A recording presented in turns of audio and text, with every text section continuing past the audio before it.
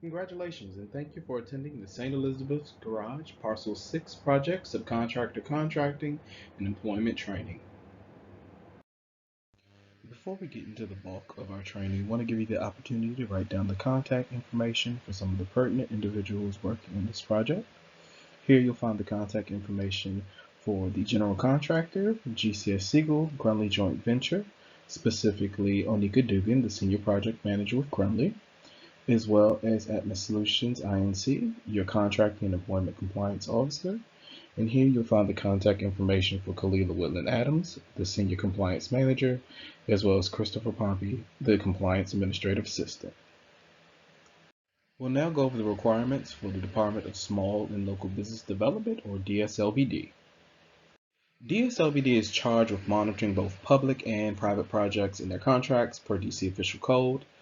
All construction and non-construction government-assisted projects over $250,000 are required to meet a 35% SBE, or Small Business Enterprise participation requirement. So what does this mean for subcontractors? It means that 35% of your subcontracts must go towards SBEs, or small business enterprises, and that this is a requirement that all the subcontractors and lower tier subcontractors are assisting with meeting on this project.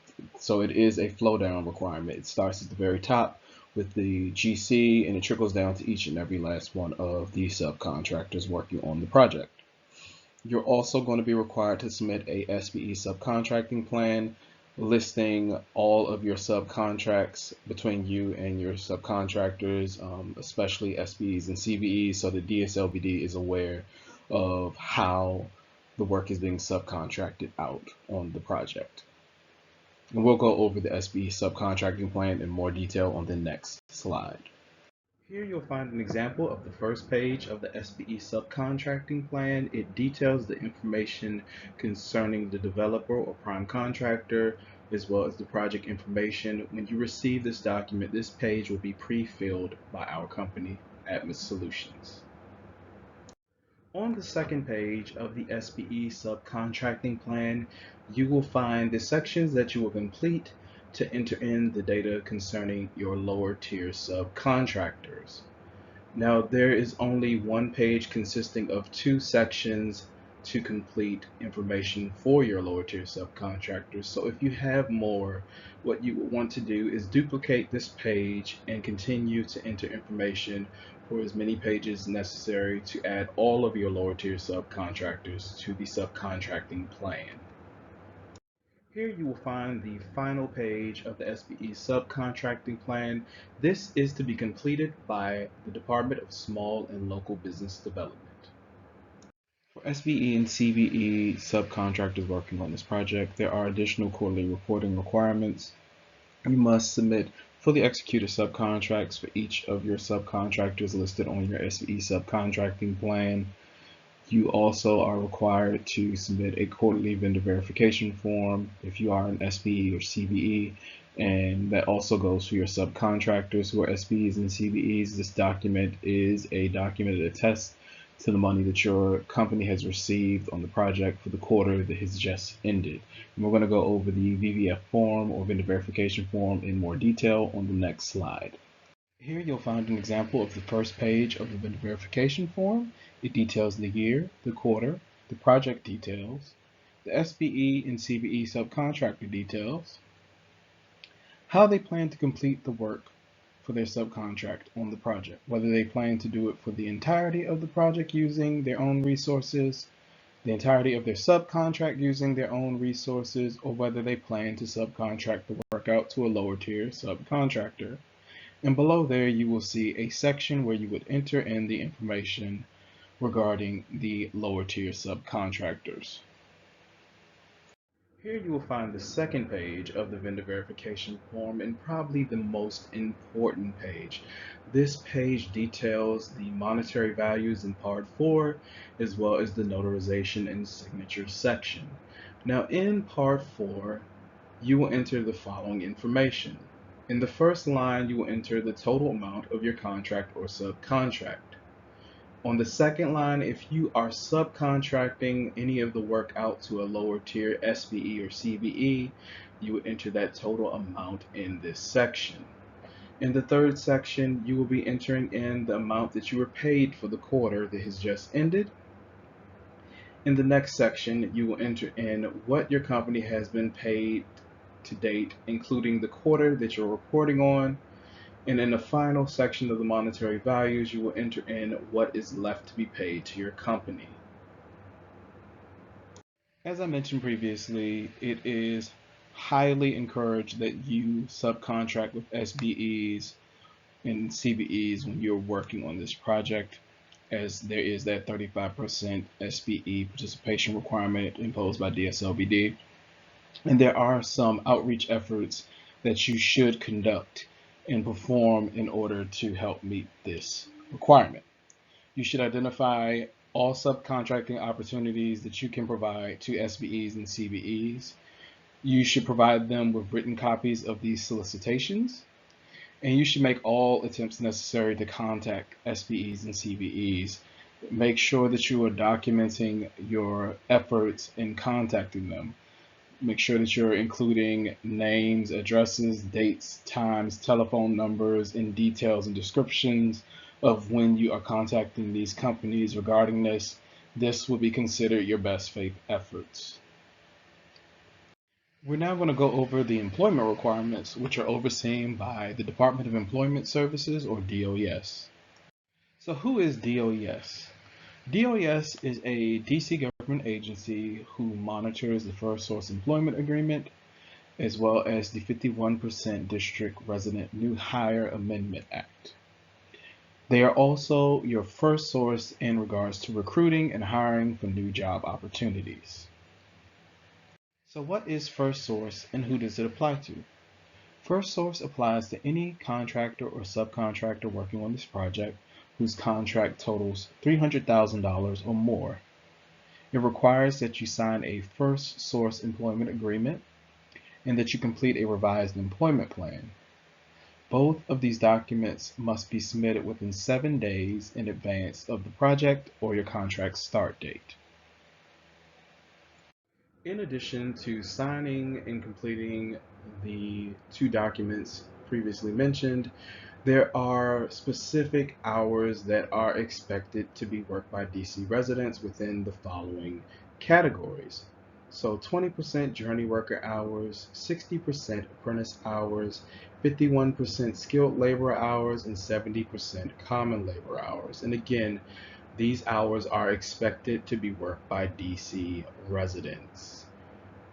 Additionally, if you have new employment opportunities, remember that DOES is your first source in terms of recruiting for those opportunities. They have 5 business days to find you a viable candidate, after which, if they are not able to find you a viable candidate, you can then go ahead and post that job opportunity wherever you like.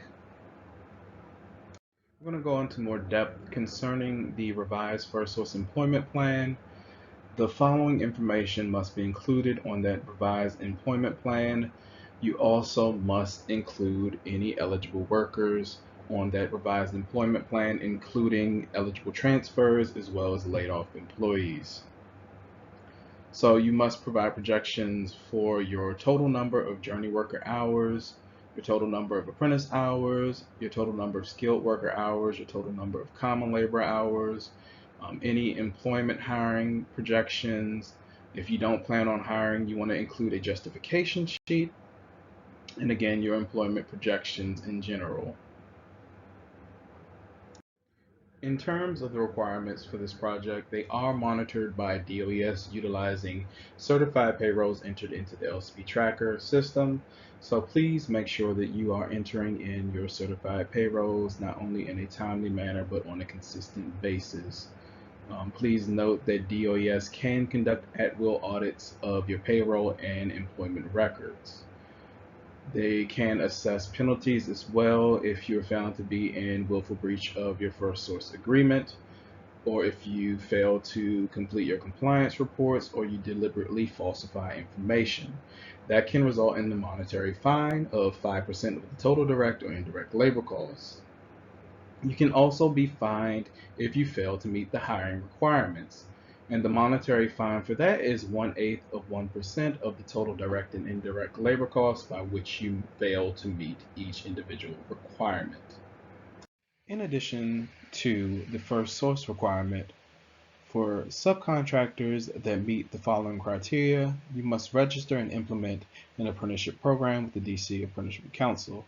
And that criteria is that if you have a total amount of contracts on DC government funded projects that exceed $500,000 or more within a 12-month period, you must again register and implement that apprenticeship program with DC Apprenticeship Council if your trade is apprenticeable, and that is left to the determination of DC Apprenticeship Council.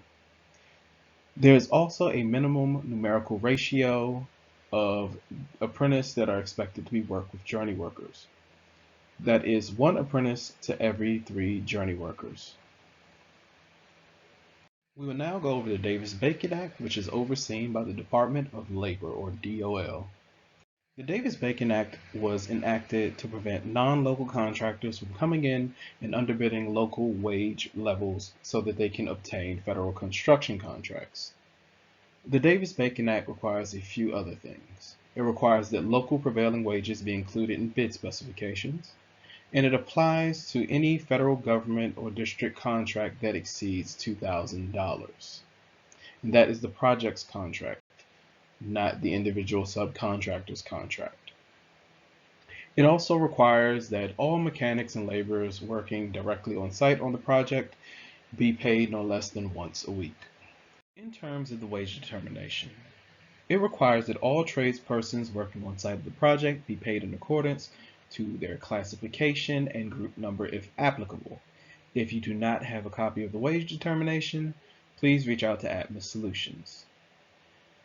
Regarding payrolls, all payrolls must be consecutively numbered, starting with 1. If you are not performing during a week, you need to enter in a non-performing certification, which should fall within your consecutively numbered payrolls. Additionally, you must submit payroll reports until your company has completed all contracted work on the project. Please note that any employee who is subject to the wage determination must be paid a fringe benefit rate for each hour they work for your company if they do not receive bona fide fringe benefits. And this is an example of some of the bona fide fringe benefits. This is not an exhaustive list of bona fide fringe benefits. Please note that payroll tax and other deductions do not count as fringe benefits. With your certified payrolls, you must submit a statement of compliance, and this document must be submitted weekly, and it must be signed by the person who either pays the employees or the person that supervises the payment of employees. You want to be aware that the Department of Labor can conduct at-will audits of your payroll records at any time. Please also know that Atmos Solutions performs field audits to ensure that all employees are being paid in accordance with the wage determination. You are required to maintain your certified payroll records for 3 years after a project has been completed. This is not 3 years after you've completed work on the project, but 3 years after the project itself has been completed. Please know that falsification of certified payrolls is a criminal violation, and it can result in the following. It can result in a fine, 5 years in prison, or both. It is also grounds for a private lawsuit under the False Claims Act.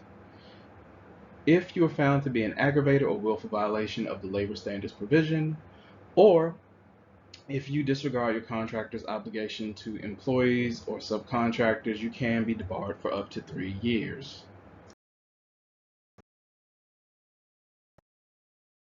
We have come to the end of our training. If you have any questions, please feel free to reach out to the Atmos Solutions Compliance team. Thank